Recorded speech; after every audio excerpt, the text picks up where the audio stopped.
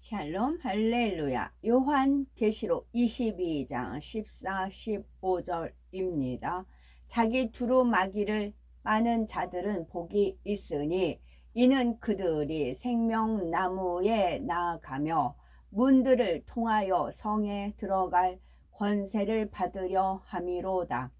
개들과 점술가들과 음행하는 자들과 살인자들과 우상 숭배자들과 및 거짓말을 좋아하며 지어내는 자는 다 성 밖에 있으리라. 아멘. 요한계시록 강의 84번째 두루마기를 빠는 자입니다. 주님을 믿는 성도들은 영적으로 신랑 되신 주님의 신부이지요. 장차 신랑 되신 주님께서 공중에 강림하시면 우리는 흠도 점도 없으신 어린 양을 신랑으로 맞아 혼인잔치에 들어갑니다. 이 혼인잔치를 준비하기 위해서는 마땅히 예복을 갖추어야지요. 영광스럽고 거룩한 천국에 들어가기 위해서도 그에 맞는 거룩한 단장을 해야 합니다. 요한계시록 22장 14절에 그 두루마기를 빠는 자들은 복이 있으니 이는 저희가 생명나무에 나아가며 문들을 통하여 성에 들어갈 권세를 얻으려 함이로다. 여기서 두루마기란 바로 주님의 신부들이 입어야 할 예복이지요. 예복을 입으면 자세가 반듯해지고 행실도 평소보다 품위 있게 변합니다. 마음가짐도 달라지고요. 영적으로 이 예복 곧 두루마기는 우리의 행실을 말합니다. 주님을 믿기 전에는 두루마기가 검은색이지요. 온갖 죄악에 찌들어서 새카만 색입니다. 주님을 믿고 나면 이 검은 두루마기를 맑은 물로 부지런히 빨아야 합니다. 다시 말해 하나님의 말씀으로 마음을 할례하며 거룩한 행실로 신부 단장해야 한다는 뜻이지요. 참으로 거룩한 행실을 가지려면 먼저 그 마음부터 변화되어야 합니다. 그래서 결국 두루마기를 빤다는 것은 죄악으로 더럽혀진 마음을 정결하게 할례하여 하나님의 형상을 회복하는 것이지요. 이렇게 두루마기를 빠는 사람들은 복이 있다 했습니다. 이는 저희가 생명나무에 나아가며 문들을 통하여 성에 들어갈 권세를 얻으려 함이로다 했지요. 생명나무에 나아간다는 것은 영원한 생명, 곧 구원을 얻는다는 말입니다. 이때 문들을 통하여 간다는 것에는 두 가지 의미가 있습니다. 먼저는 성도들의 믿음이 성장함에 따라서 더 좋은 천국으로 침노에 들어가는 과정을 나타냅니다. 낙원의 문으로 들어가 1천층으로 다시 2천층으로 3천층으로 이렇게 문들을 통과해서 들어가지요. 두 번째 의미로 문들은 새 예루살렘의 12진주문을 말합니다. 여러 단계의 천국 문들을 통과하면 마침내 새 예루살렘에 들어가지요. 하나님께서 인간을 경작하시는 이유는 다만 구원받은 성도들을 얻으시려는 것이 아닙니다. 낙원이나 1천층에 머무르는 것이 아니라 온전한 성결을 이루어 새 예루살렘에 거할 참 자녀들을 얻으시려는 것이지요. 그래서 하나님께서는 모든 영혼들이 이 진주문을 통과할 수 있기를 원하십니다. 이 문들은 아무나 통과할 수 있는 것이 아니지요. 옛날 왕정 시대에 왕이 사는 도성에는 문을 지키는 군병들이 있었습니다.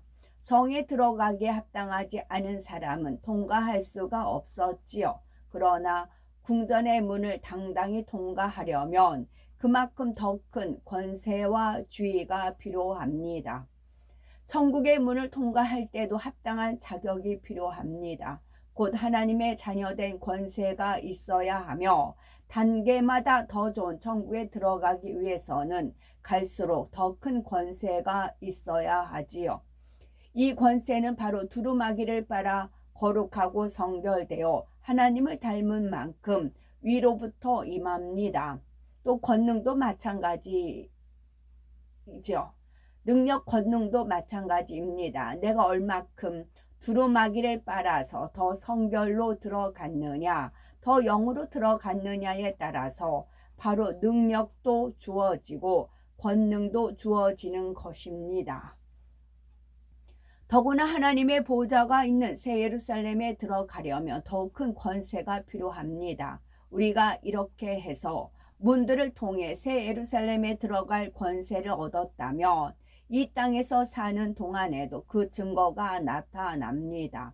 영혼이 잘된 만큼 가정의 일터에 영육 간의 축복을 받습니다. 또 가는 곳마다 성령의 역사가 불같이 따르며 어둠과 질병의 세력들이 물러가지요.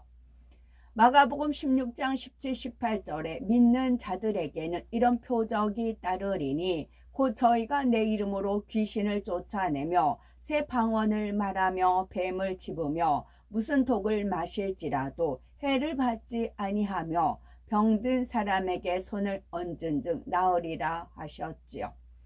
이 말씀처럼 참으로 믿음이 있는 사람에게는 이런 표적을 나타낼 권세와 능력이 따릅니다.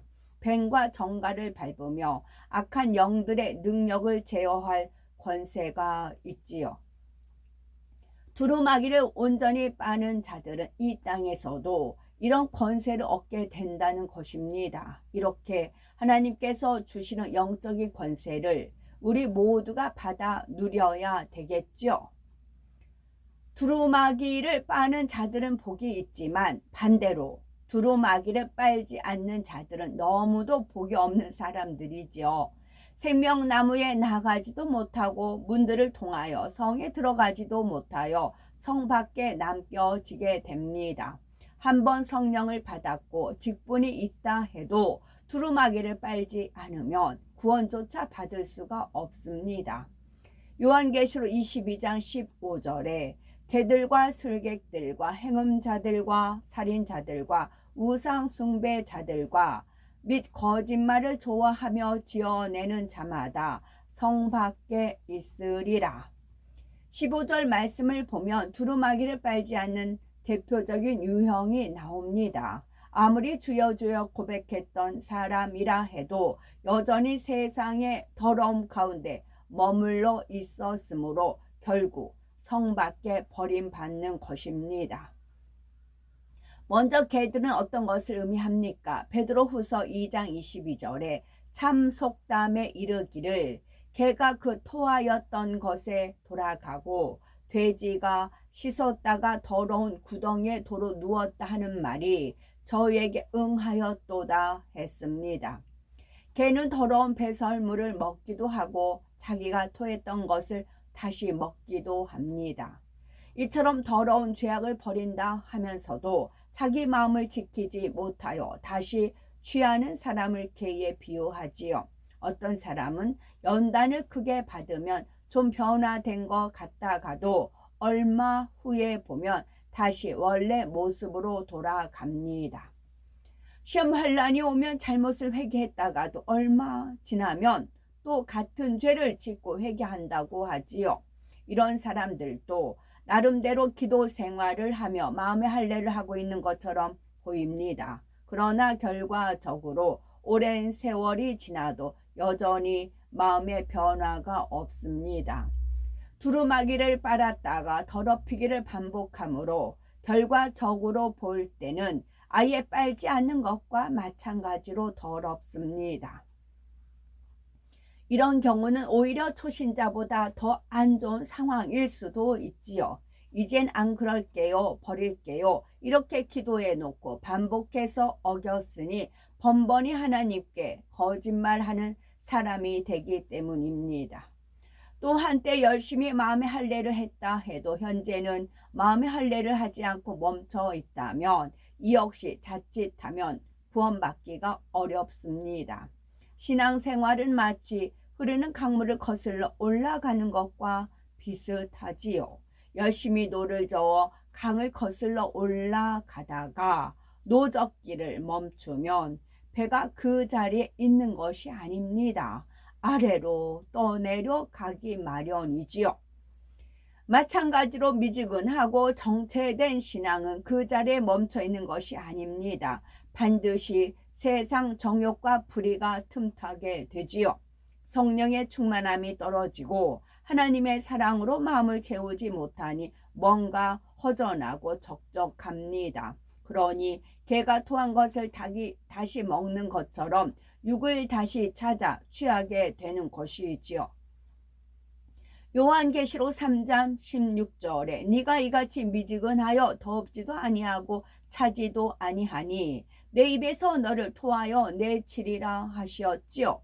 이렇게 미지근한 신앙은 하나님이 토하여 내쳐버린다고 말씀하는 겁니다. 차가운 신앙도 문제이지만 미지근한 신앙도 차가운 신앙과 마찬가지로 버림받게 된다는 것을 명심해야 되겠죠. 다음으로 술객, 행음자, 살인자, 우상숭배자, 거짓말을 좋아하며 지어내는 자는 요한계시록 21장 8절에 있습니다. 먼저 술객은 단지 점치거나 악한 영과 교통하는 사람만이 아닙니다. 교회에 다닌다 하면서도 사단의 역사를 단호히 차단하지 않고 계속 받아 나가는 사람들을 말하지요. 사단은 비진리의 생각을 통해 역사합니다. 사단이 역사하는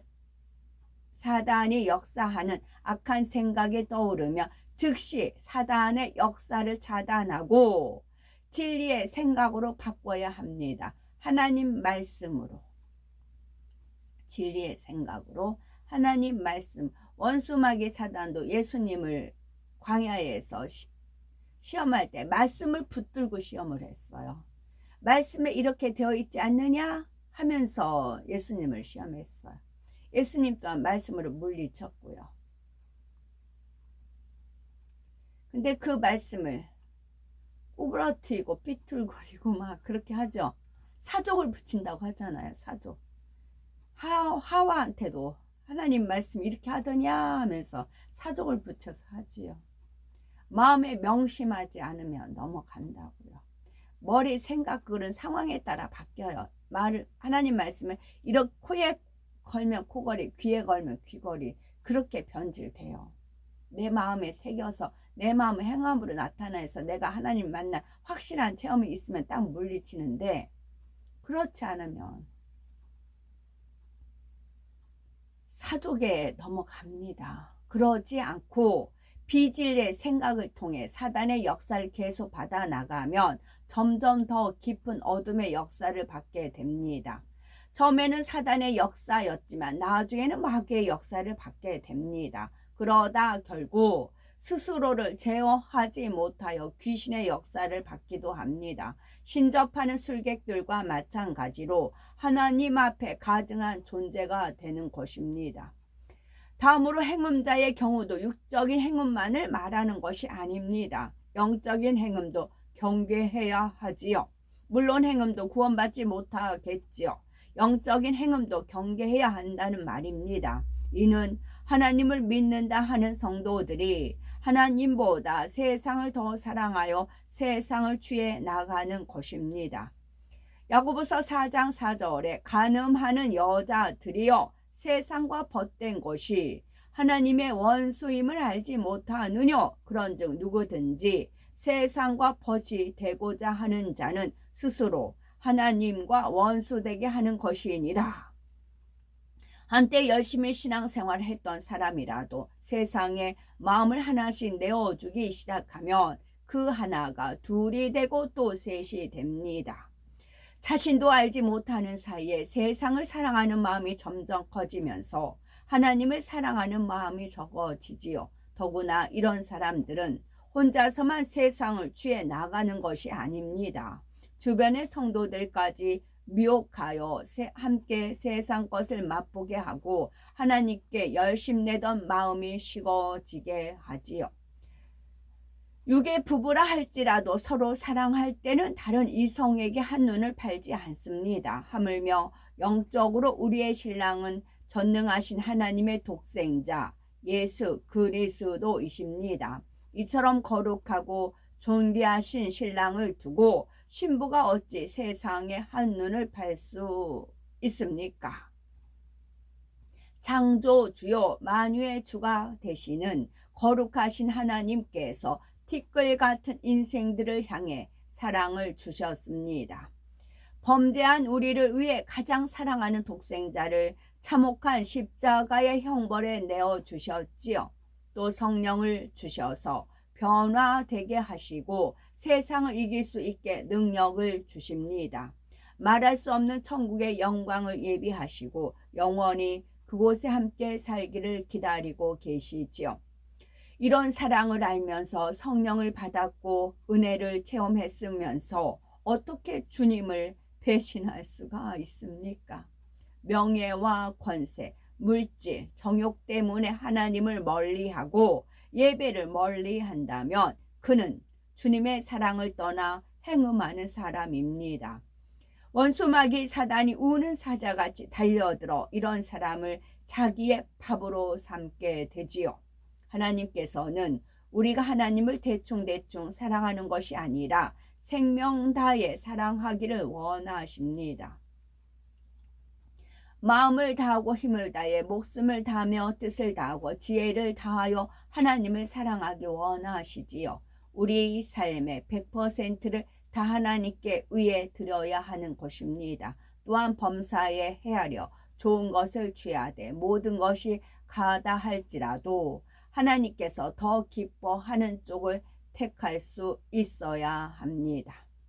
다음으로 살인자들이 나옵니다. 육적으로 사람을 죽이는 것뿐만 아니라 영적인 살인도 큰 죄가 됩니다.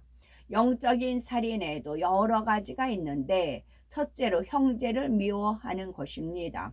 겉으로 미움을 드러내지 않고 마음으로만 미워했다 해도 영적으로는 살인과 동일한 근본에서 나온 것이지요. 둘째로 진리를 잘못 가르쳐서 형제를 실족시키는 것입니다. 예를 들어서 우리가 양떼를 가르칠 때 사람이 죄를 다 버릴 수는 없습니다. 그냥 믿습니다 하고 고백하기만 하면 됩니다. 이렇게 설명했다고 합시다. 죄를 벗어버리기 힘들다, 좀 편하게 신앙생활하고 싶다 하던 사람은 얼른 그 말을 마음에 받아들입니다. 죄와 피 흘리기까지 싸우는 것을 포기하고 적당히 타협하며 살려고 하지요. 이는 소경을 인도하여 함께 사망으로 가는 것과 같습니다. 하나님께서는 천하보다 귀한 한 영혼이 사망의 길로 가게 된 책임을 가르치는 사람에게 물으시는 겁니다. 교회의 머리 되는 일꾼들이 성전 안에서 오락 프로그램에 대한 이야기나 세상 사업에 대한 대화를 했습니다. 진리를 모르는 초신자들이 이런 장면을 보면 그래도 되는 줄 알고 따라 할 수가 있죠. 혹은 그러면 안 된다는 것을 배운 성도들도 머리 되는 분들이 그러는 것을 보면 자신들도 경계하지 못하고 따라 할 수가 있지요. 이럴 때 물론 비진리를 행한 당사자들에게도 책임이 있습니다. 그러나 머리된 입장에서 본인이 되지 못하고 실족하게 만든 사람들도 그 책임을 피할 수는 없지요. 마가복음 9장 42절에 또 누구든지 나를 믿는 이 소자 중 하나를 실족게 하면 차라리 연자 맷돌을 그 목에 달리우고 바다에 던지움이 나으리라 했습니다. 가르치는 입장에 있는 분들은 더욱 이 말씀을 기억하셔서 삼가 절제하며 근신해야 합니다. 셋째로 주의 종이나 일꾼된 입장에서 맡은 영혼을 잘 돌보지 못하여 잃어버리는 경우가 있습니다. 자신이 맡은 양떼는 항상 영적인 꼴을 먹여서 믿음이 성장하게 만들어야 합니다. 쉼없이 영혼들을 돌아보며 시험 들지 않도록 늘 지켜주고 축복을 받도록 기도해 줘야지요. 이렇게 돌보는 일을 게으리 할 때는 그가 맡은 양떼가 파리해지거나 심지어 하나님을 떠나는 경우도 생깁니다. 이런 것도 결국 하나님 앞에서 살인한 것과 같은 책임을 져야 합니다. 이렇게 책임이 중하므로 아무나 선생되지 말라 하신 것이지요. 그렇다고 해서 책임이 중하니 사명을 사모하지 않겠다 해서는 안 되지요. 진정으로 주님을 사랑한다면 양떼를 맡고자 하는 마음이 당연히 생깁니다. 최선을 다해서 감당했을 때는 주님의 십자가를 함께 진 것인 만큼 영광이지요. 다음으로 우상 숭배에 관한 것입니다. 일반적으로 우상 숭배는 어떤 형상 앞에 나가서 절하거나 미신적인 행함을 보이는 것이지요. 오늘날 교회에 다닌다는 사람들 중에서도 점을 치는 경우가 있습니다. 또 재미삼아 한번 해봤다고 하면서 미신적이고 주술적인 행동을 하는 경우가 있습니다. 가정의 화평을 위해서 어쩔 수 없다 하면서 제사상 앞에서 절을 하기도 하고요. 그러나 이런 것들도 결국은 악한 영과 접하며 숭배하는 것입니다. 하나님 앞에서는 심히 가증한 일이며 별 생각 없이 그랬다고 말할 수는 없지요. 영적인 의미의 우상은 하나님보다 더 사랑하고 귀하게 여기는 것입니다. 그런데 앞에서 영적인 의미의 간음도 하나님보다 다른 것을 더 사랑하는 것이라 했습니다. 그러면 영적인 우상 숭배와 영적인 간음의 차이는 무엇입니까? 이는 그 사람의 믿음이 어느 정도의 수준인가에 따라 다르지요.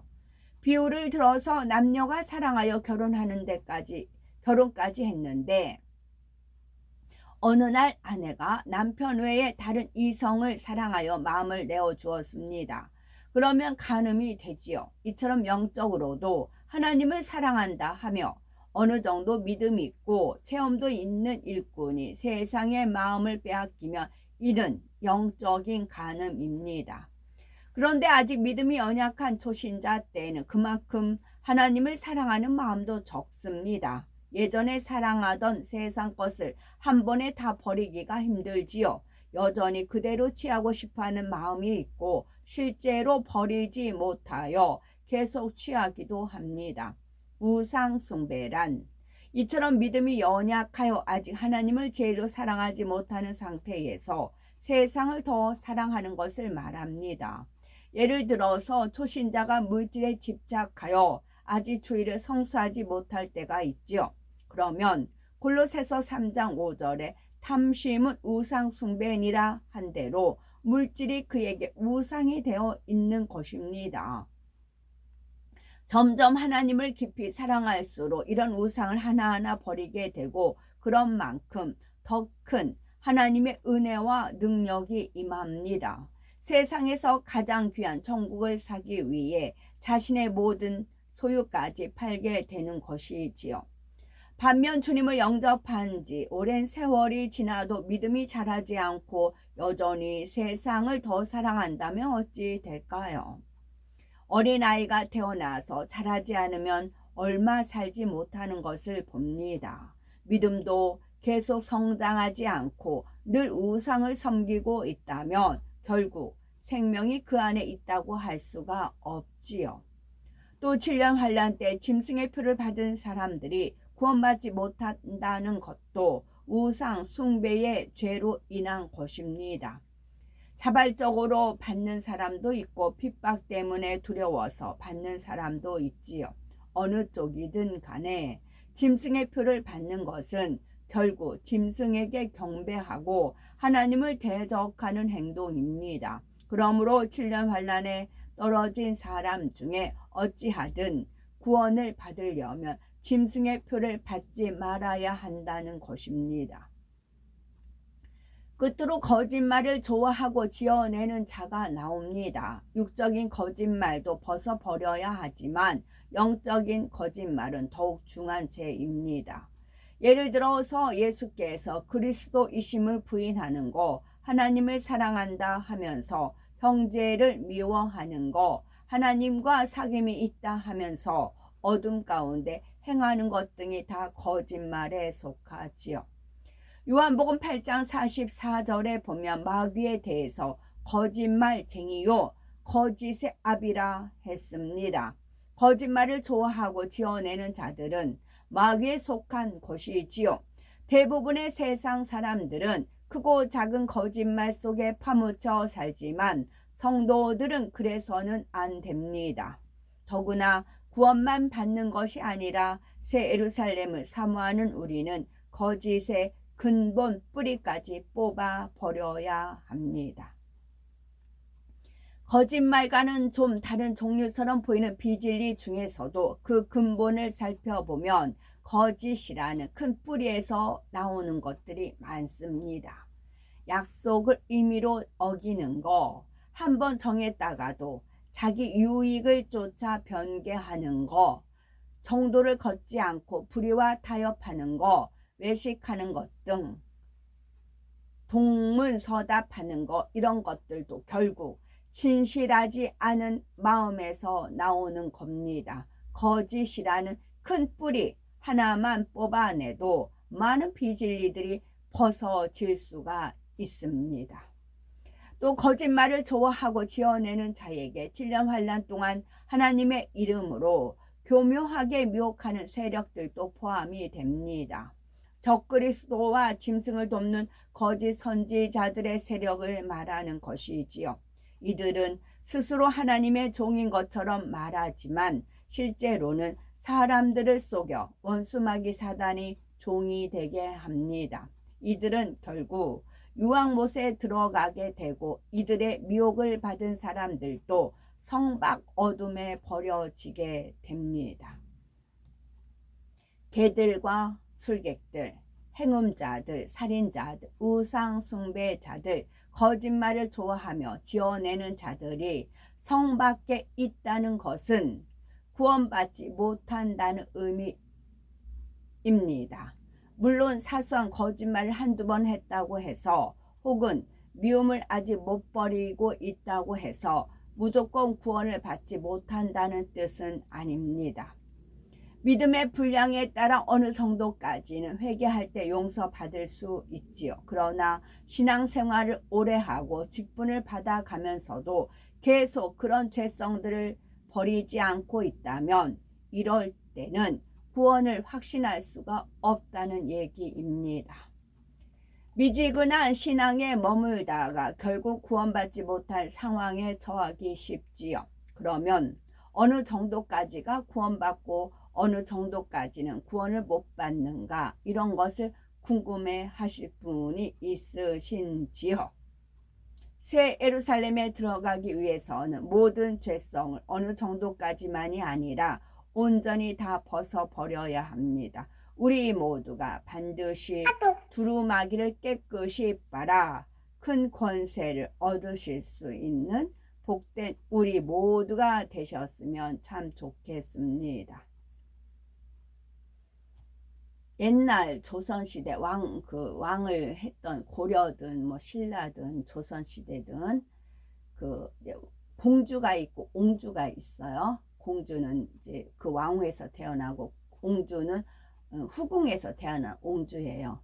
그러면 어떤 드라마에 하나님이 그 퍼즐이 하나 있었는데 그 옹주의 신랑은 공주의 신랑도 그럴 거예요. 옹주의 신랑은 벼슬을 갖지를 못해요.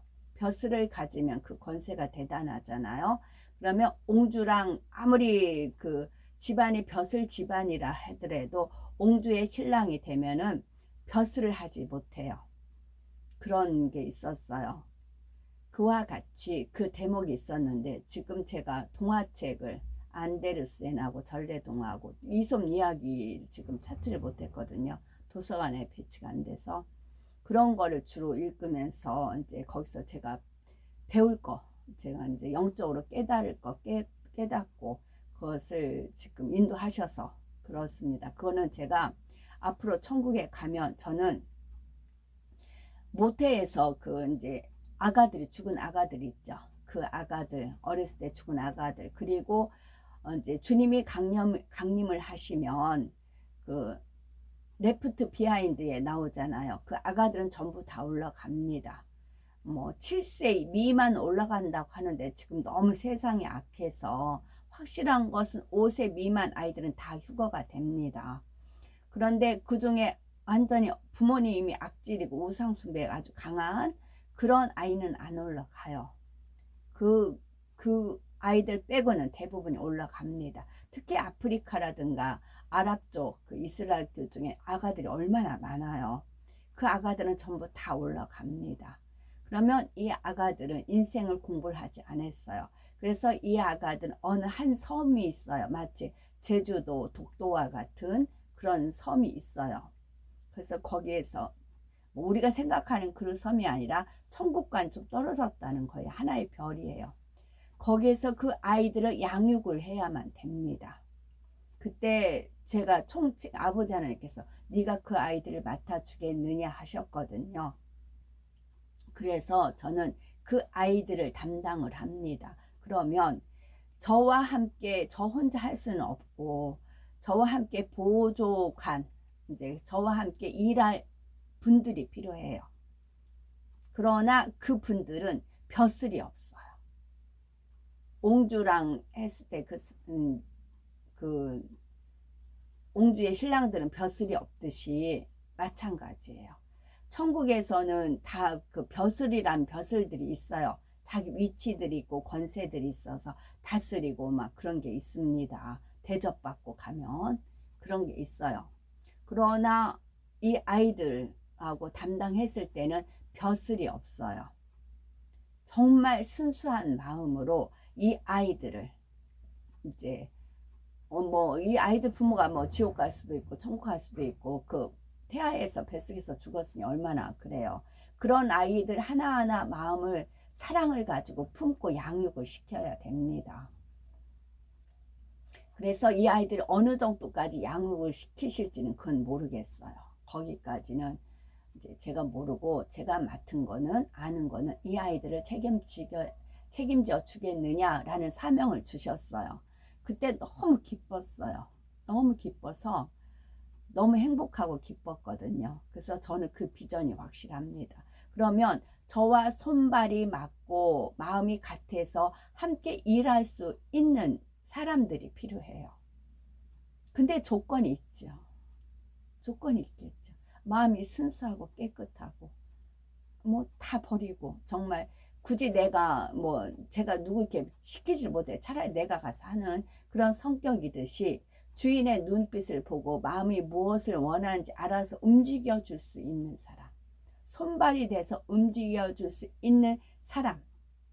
그래서 마음을 같이 해서 이 아이들을 아름답게 양육하고 이것으로 행복하고 할 수 있는 사람을 모집을 하는 겁니다. 그거는 제가 초창기 때도 아마 말을 했는데 그게 누구인지는 저는 몰라요. 단지 하나님께서 제가 이곳을 가든 저곳을 가든 그런 식으로 조명은 해주세요. 그래서 이제 그 작가님 나는 까마귀라든가 그 똥구수가 여의주를 지은 그 작가님을 뵀을 때 와, 저분 아버지 하나님 캐스팅하면 좋겠어요.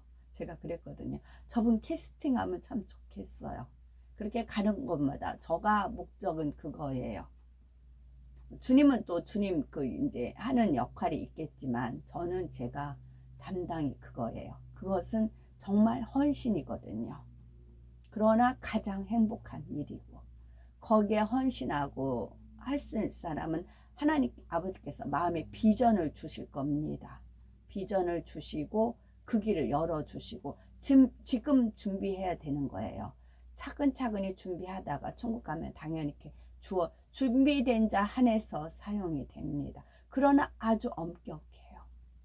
그냥 천국 뭐 낙원 1처치, 2처치, 3처치 그 기준이 있겠지만 왜냐하면 한번 정해지면 영원한 거거든요. 천직이라고 하잖아요. 말 그대로 천직이에요. 하늘에서 주어진 직입니다. 그래서 한번 정해지면 바뀌지 않고 고정되고 계속 가는 겁니다. 그리고 하나님께서 또 다른 차원을 여실지 모르죠. 하나님 무궁무진하십니다. 저한테는 거기까지만 주셨어요. 그래서 지금도 거기에 대한 준비를 시키신다고요. 이것을 헤브라님이 계셨을 때 뭐 이제 책을 하나 주시면서 일어나서 읽으라고 해요. 근데 동화책 읽으라고 해요. 근데 동화책이 아닙니다. 동화책이 아닌데 어떤 책을 하나 주시면서 일어나서 읽으라고 해요. 그래서 읽다가 뭐 띄어쓰기 보지도 않으세요. 다른 일 하세요. 그리고 깨끗이 봐라 그 권세를, 그러면 깨끗이 봐라 큰이 띄고 권세를, 그래요. 그러면 제가 무시하고 큰 권세를 읽어요. 그러면 땡 그러세요. 그러면 이제 띄어서 읽어야 되잖아요. 깨끗이 빨아 띄고 큰 띄고 권세를, 얻을 수는 또 하나 띄잖아요. 띄고 있기를, 그렇게 읽어야 되잖아요. 안 보시면서도 체크를 하셨던 분이세요. 그런 분한테 저는 훈련을 받았습니다.